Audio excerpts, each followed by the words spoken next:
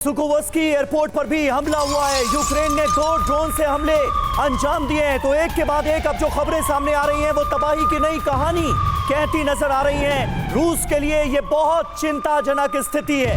Planned वे में तमाम airports को निशाना बनाया जा रहा है, ये जानकारी भी सामने आ रही है। मॉस्को एयरपोर्ट की खबर हमने आपको दिखाई, तस्वीरें दिखाई। अब जानकारी मिल रही है कि सुकोवस्की एयरपोर्ट पर भी यूक्रेन ने 2 ड्रोन से अटैक किया है। तो बड़े हमलों को अंजाम देने में कामयाब रहा है यूक्रेन।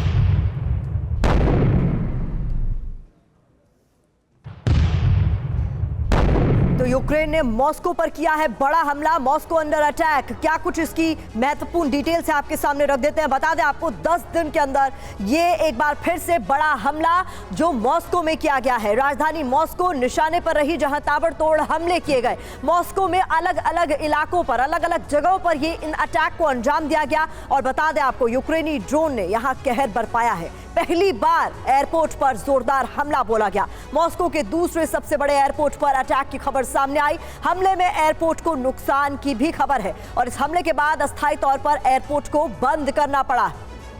और हमारे साथ इस वक्त तमाम खास मेहमान मौजूद हैं, उनसे आपका तारुफ करा दें। एवीएम ओपी तिवारी हमारे साथ मौजूद हैं, ब्रिगेडियर डीएस त्रिपाठी भी हमारे साथ मौजूद हैं, महेश सचदेवा साहब फॉर्मर डिप्लोमेट हमारे साथ जुड़ चुके हैं। लेकिन सबसे पहले रुख मनीष और सुमित का करेंगे। मनीष, पहले मैं आपके पास आ रहा हूं, ये हो क्या रहा है? मॉस्को में इस कदर हमले, एयरपोर्ट तक सेफ नहीं, सारी फ्लाइट कैंसिल करनी पड़ी है। ये स्थिति आ जाएगी मॉस्को के अंदर, रूस के सबसे सेफ जोन में, ये तो किसी ने सोचा नहीं था। ये हो क्या रहा है? बिल्कुल समीर, रूस के रक्षा मंत्रालय का कहना यह है कि केवल एक रात में 144 यूक्रेनी ड्रोन को मार गिराया गया। तो आप समझ सकते हैं कि यूक्रेन की तरफ से एक दिन में 144 से अधिक ड्रोन से हमला किया गया था। 15 ड्रोन मॉस्को के शहर के आसपास पहुंच चुके थे। हालांकि रूसी रक्षा मंत्रालय का यह दावा है कि ज्यादातर को, केवल एक को अगर छोड़ दिया जाए तो एयर डिफेंस ने मार गिराया।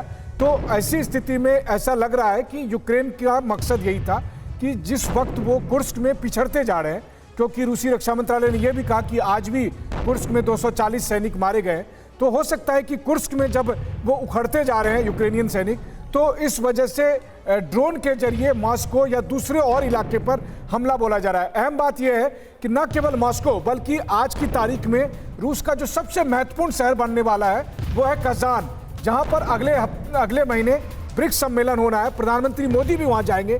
दुनिया के करीब 20 देश के राष्ट्राध्यक्ष वहां पहुंचेंगे।